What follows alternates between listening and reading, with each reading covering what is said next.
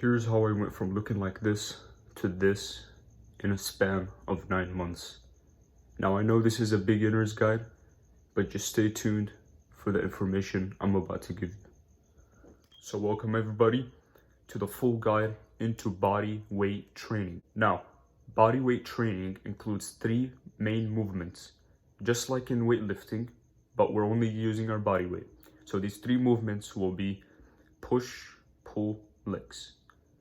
Now, as you know, since it's going to be body weight, the 3 main exercises for each of these categories will be: for the push, it will be a push-up; for the pull, a pull-up; and for legs, it will be a squat. Now, there is one pushing exercise that I didn't mention, which is the dips.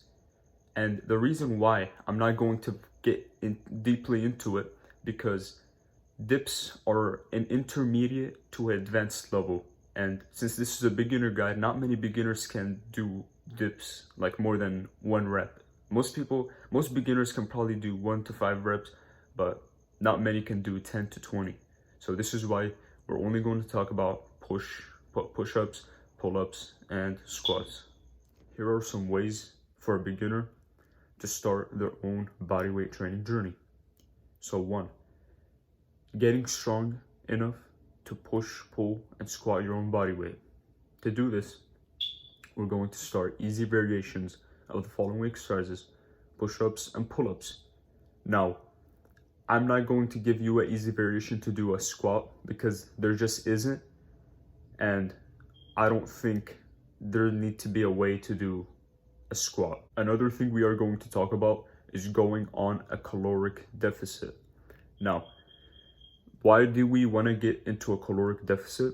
Is to be able to lose that weight off so we can hit more reps. Because the reason most people can't push or pull their own weight, it's because they weigh too much for their own strength. So as you lower down your weight, you'll start being able to at least lift and pull, like push and pull some of your weight off when you're losing that weight. So that is why we're going to also explain caloric deficit. Now, remember, in the starting stages, you need to focus on your form. Form is very important because that's how you get the hypertrophy phase. That's how you make the gains and the strength.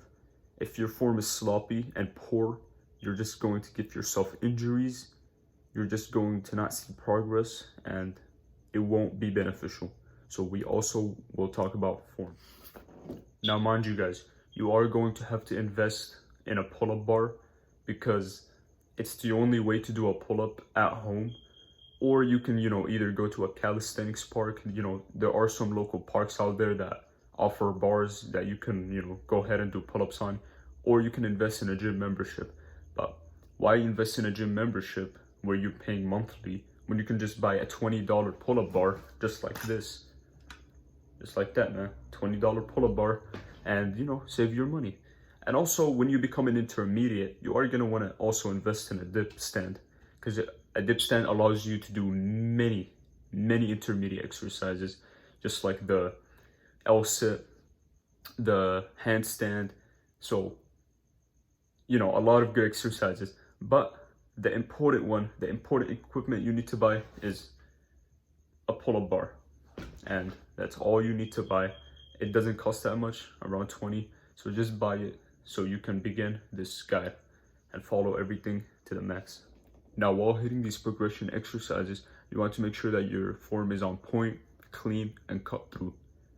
So generally speaking, for a push-up, you need to keep your back, arms, and legs straight with feet together and all relaxed. Your weight should evenly be balanced.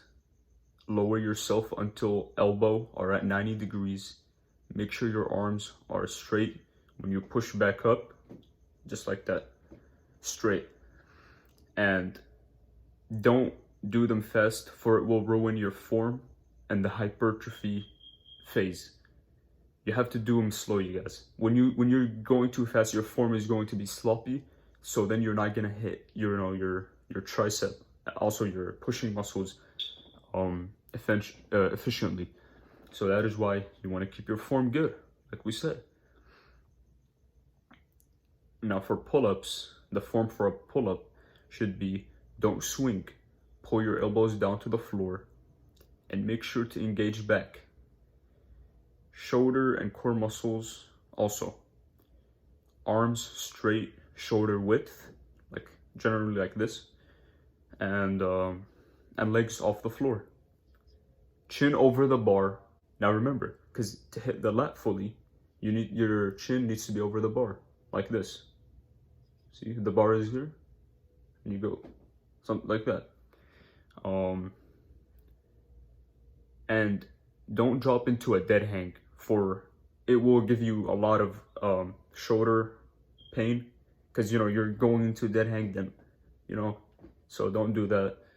And yeah, it takes momentum away when you do that, so don't do that. Don't do the dropping to dead hangs. So we've talked about form. Now we're going to talk about the caloric deficit.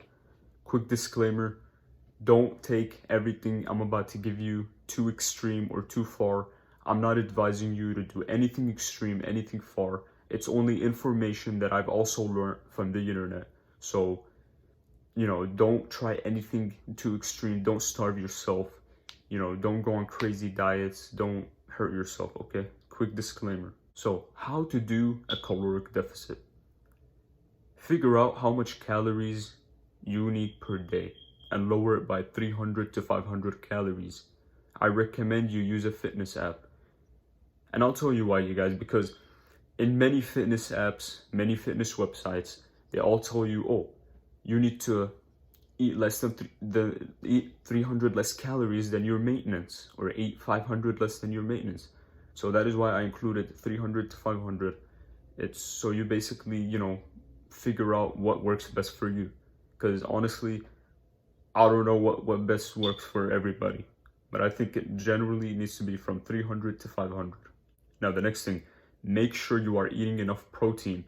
If your activity level is high, I recommend 1 gram plus per body weight. If your activity level is medium, keep it at 1 gram per body weight. And if your activity level is low, keep it under 1 gram per body weight. Now the reason why I say this is because protein is a general buildup for the muscle.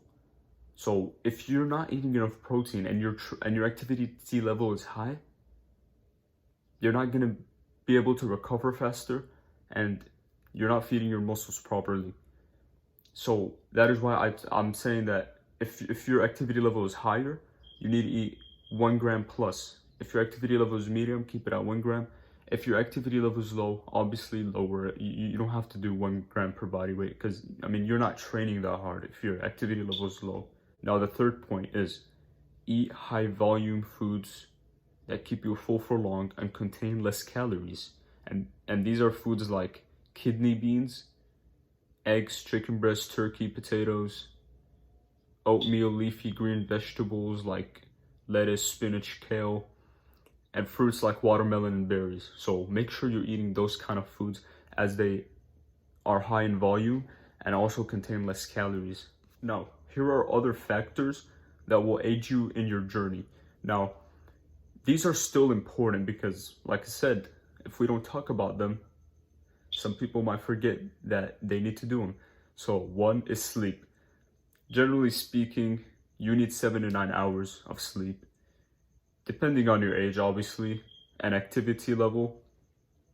It's best to sleep as early as possible after sunset and wake up close around sunrise, as it improves your circadian rhythm.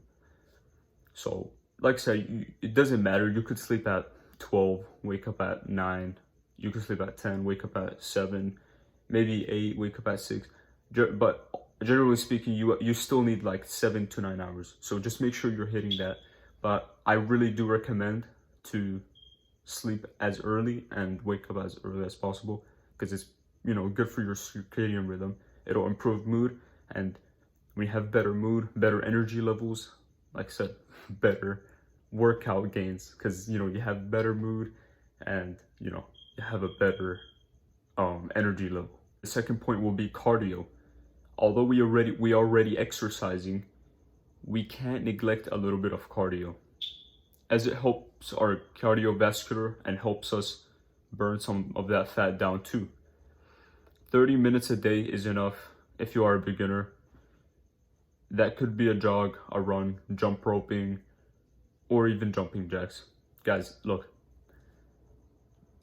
don't listen. Like a lot of people in the fitness space think, oh, cardio will kill your gains. Cardio will, not really, bro. Not really, because it's not like you're burning off the muscle. You're burning off the fat. And as long as you're eating enough protein, why should you worry about losing your gains?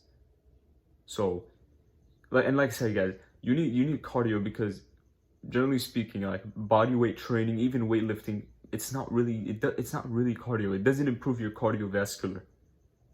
And if you want to have more endurance, you want to be doing cardio. If you want endurance, I recommend you do cardio.